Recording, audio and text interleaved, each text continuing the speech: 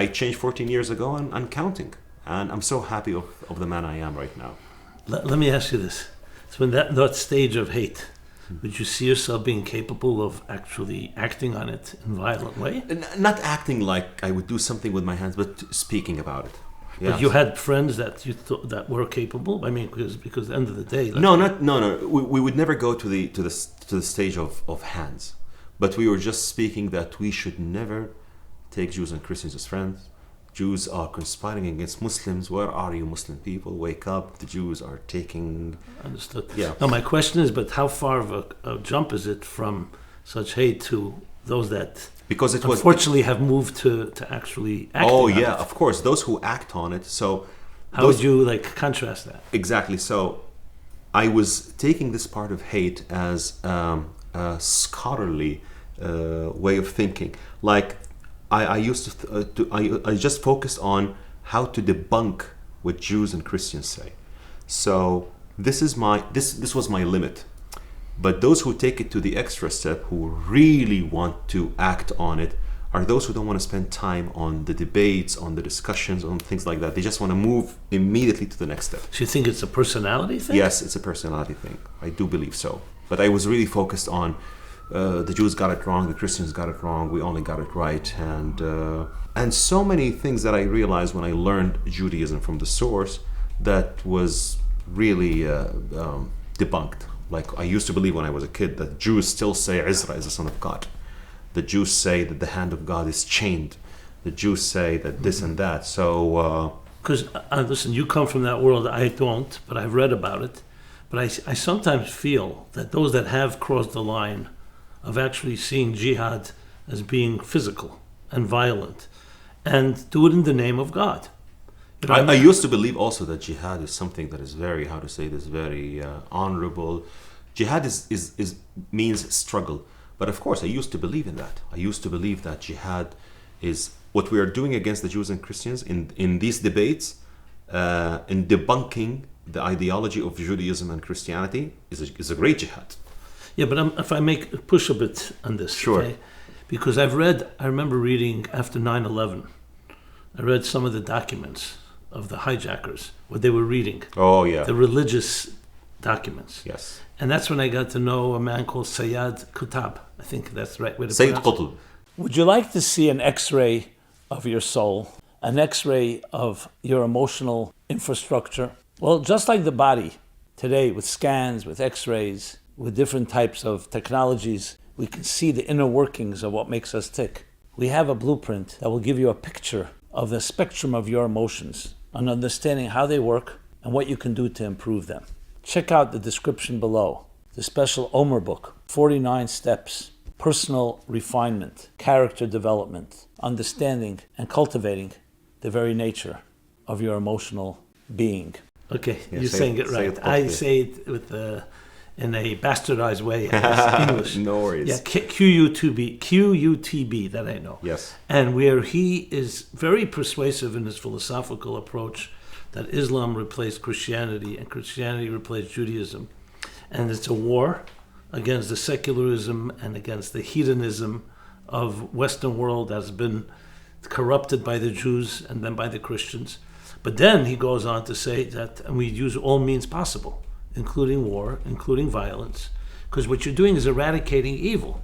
I mean, if I may, he'll say it's like Amalek, so to speak. Yeah. That you have to eradicate it, not just philosophically and academically, but also physically. So when I look at that, I say to myself, and it's a question I ask, and actually I appreciate what you're saying. Like, where does it move from the academic, like it was in your case, to people who actually act? And it doesn't look to me that it's necessarily because these are criminal types or aggressive or they have trauma that they're acting out. It looks to me like very innocent religious beliefs, and they've been convinced that you can kill or should kill someone that's a heretic. Of course, and I believe that So I'm just wondering, like, how would you distinguish between the many? I still think it's like depends on the personality. Those who want to take it to the next level, or those who want to just keep it academic and scholarly. But I do believe that those who committed the 9/11 really did so because they believed that what they did was getting them to heaven, killing the 3,000 innocent Americans. But would you ever believe that before you were 18? I really, how to say this, when I was 18, we looked at 9/11, I'll be very honest with you, as an action against imperial America, Yeah. as an action against the tyranny of the US. At that time, we only had Al Jazeera. So we viewed many things. But would you see yourself being a hijacker like No, that? no. Why not? No. Why? And I'm just thinking, Because going into your head. Exactly, because I was focusing on the educational, academic ways of doing this. This is why I was always active in debunking what the Jews and Christians, what we thought that the Jews and Christians, especially Christians, used to say about Islam. Understood. Look, you know, in Nazi Europe, the Nazis also consumed the minds of the academics, which was a big part. Doctors and lawyers and physicists and professors.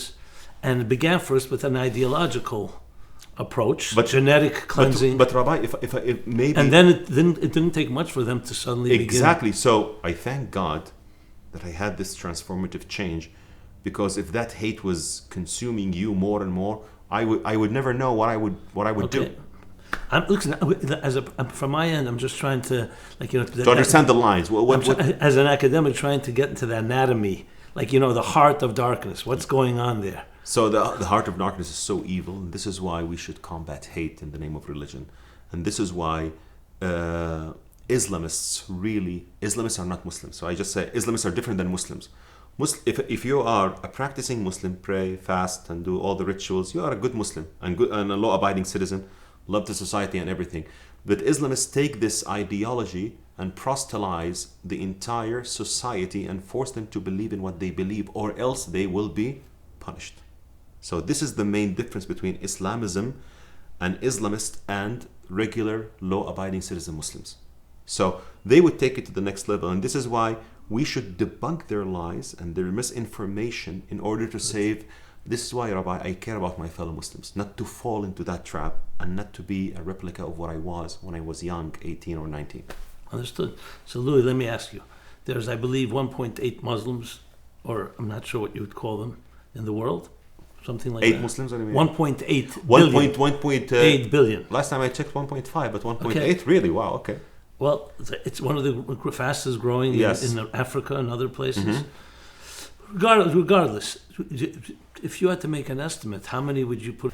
Very few. Speak like you do today, and how many before you're 18? A few, but we are growing in number, and the majority are those who were Loay-like when he was 18 and before. I'll be very honest with you. I'll have to be sincere and honest in order to to solve the situation. So yes, my speech, but I've been through a very long journey, Rabbi. I've been through a journey turning from hate to understanding, to knowledge, to investing time, learning a lot about different faiths, especially Judaism. So I put my time into it, and then you reach a conclusion that what you thought about before was wrong. And the idea of hating someone for being someone else is absolutely rejected, whether it comes from Islamic sources or Jewish sources or Christian sources or any other sources.